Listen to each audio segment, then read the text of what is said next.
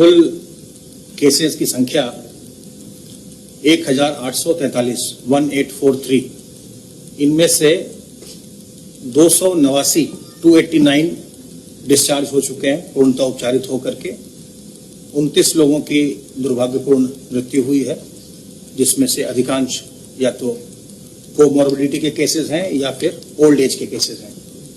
जो active cases हैं वो कुल मिलाकर के 1525 इस समय एक्टिव केसेस हैं, जिनका विभिन्न चिकित्सालयों में इलाज किया जा रहा है।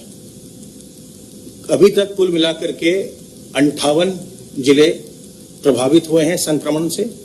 इनमें से 10 जनपदों में इस समय जो संक्रमित लोग थे उनका पूरा उपचार हो चुका है, वो डिस्चार्ज हो चुके हैं, तो एक्टिव इन्फेक्शन वहां इस समय नहीं है। और 17 जनपद अभी भी उनके यहाँ कोई अभी संक्रमण का प्रकरण सामने नहीं आया है। जो टेस्टिंग होती है उसमें कल भी 3876 सैंपल्स टेस्ट किए गए उत्तर प्रदेश में, और 3415 सैंपल्स हम लोगों ने कल लैबोरेटरीज को भिजवाया था। जो बैकलॉग है उसको क्लियर किया जा रहा है, जो हमारे सैंपल्स की टेस्टिंग का। 318 पूल्स की कल सैंपलिंग की गई, टेस्टिंग की गई। 318 पूल्स थे, जिसमें 1590 सैंपल्स की जांच पूल सैंपलिंग के माध्यम से प्रदेश के 9 लैबोरेटरीज में की गई।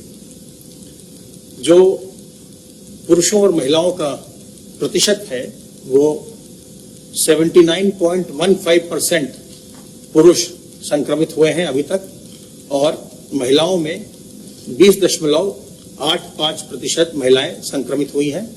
आपके माध्यम से हम बार बार ये अनुरोध करते रहे हैं और आज भी कर रहे हैं कि अपने बुजुर्गों को हमें संक्रमण से बचाना चाहिए।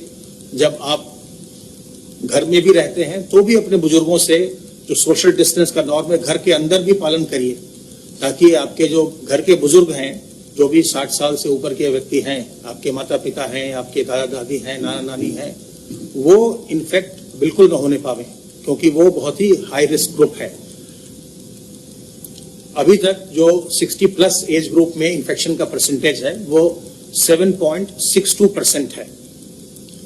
जो मेडिकल क्वारंटाइन फैसिलिटी में रखे गए लोग हैं उनकी संख्या 11,715, और आइसोलेशन वार्ड्स में रखे गए लोगों की संख्या 1601। अभी तक 56,000 से ज्यादा सैंपल्स की टेस्टिंग प्रदेश में हो चुकी है, और लगातार हम इसको बढ़ा रहे हैं, अपनी कैपेसिटी को भी बढ़ा रहे हैं और सैंपल्स टेस्टिंग की संख्या को भी बढ़ा रहे हैं। आपके माध्यम से एक बार फिर इसको मैं रीट्रेट करूंगा कि इस बीमारी से घबराने की जरूरत नहीं है। इससे हमें अपना बचाव करना है, इस संक्रमण को रोकना है, और इसको रोकने का सबसे अच्छा तरीका सोशल डिस्टेंसिंग है। अगर आप 1 मीटर से अधिक की दूरी लोगों से रखते हैं तो आपको संक्रमित होने की आपकी संभावना बहुत ही कम हो जाती है।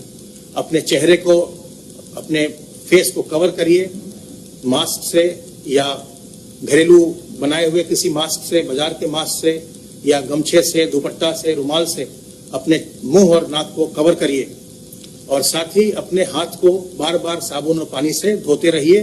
कम से कम 25-30 सेकंड तक धोइए, जिससे कि संक्रमण पूरी तरह से हट जाए, वायरस उससे बिल्कुल समाप्त हो जाए।